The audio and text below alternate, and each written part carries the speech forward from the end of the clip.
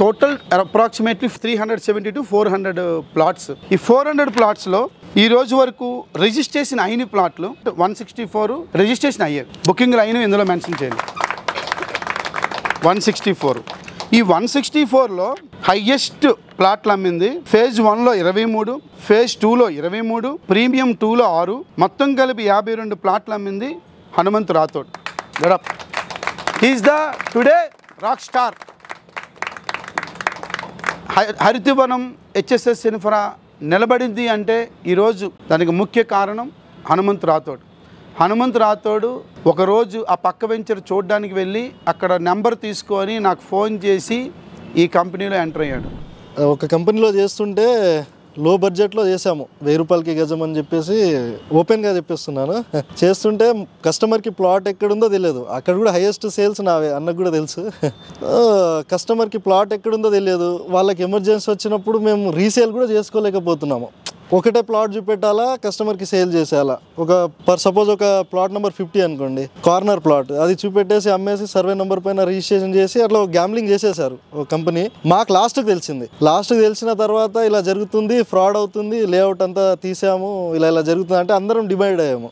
ఆ కంపెనీ నుంచి అందరం డివైడ్ అయ్యి అంటే వెతుకుతున్నాము ఏది బెటర్. అంటే ఈసారి ఫ్రాడ్ చేయకూడదు, ఇంకా లైఫ్ సెటిల్ చేసుకోవాలి. ఒక కంపెనీలో చిన్న ఏజ్లో వచ్చాము రియల్ ఎస్టేట్లో, మళ్ళీ ఏదైనా అయితే మళ్ళీ అంటే ఒక్కసారి ఇన్వెస్ట్మెంట్ చేసిన కస్టమరు మన దగ్గరికి మళ్ళీ రావాలి అని చెప్పేసి నేను వెతుకుతున్నా, మంచి కంపెనీ కోసం వెతుకుతుంటే వెళ్ళాను.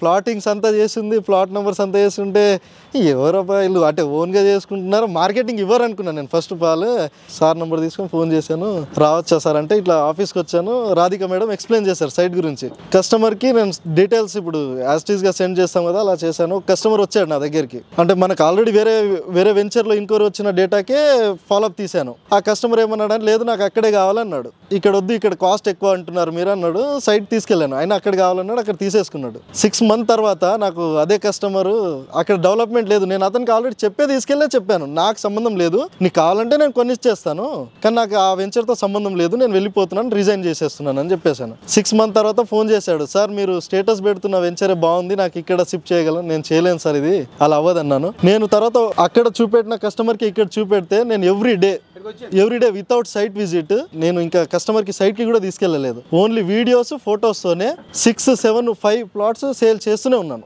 Unlimited sales. ఇంకా నాకు జెన్యూన్గా అనిపించింది. ప్లాట్ నెంబర్ వేశారు ఎవరి కస్టమర్కి, ఎవరిది వాళ్ళకి ప్లాంటేషన్ చేశాము.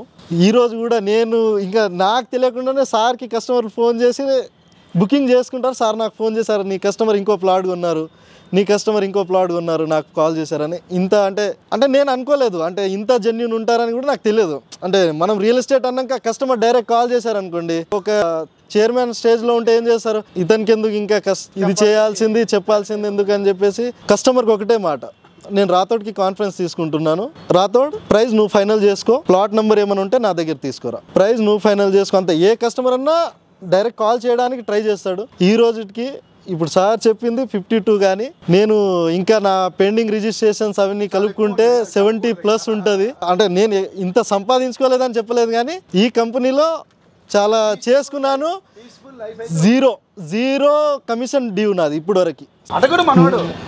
ఒకసారి అయితే తిట్టా ఫోన్ చేసి, బాబు నీకైతే డబ్బులు అవసరం లేదు కానీ నాకు అది రేపొద్దున బర్త్డేనే కదా, ఇంటికి వచ్చేస్తాడు. హైయెస్ట్ ఒక రోజు 20 లక్షలు, ఒకే రోజు 20 లక్షల రూపాయలు క్యాష్ తీసుకెళ్ళినారు.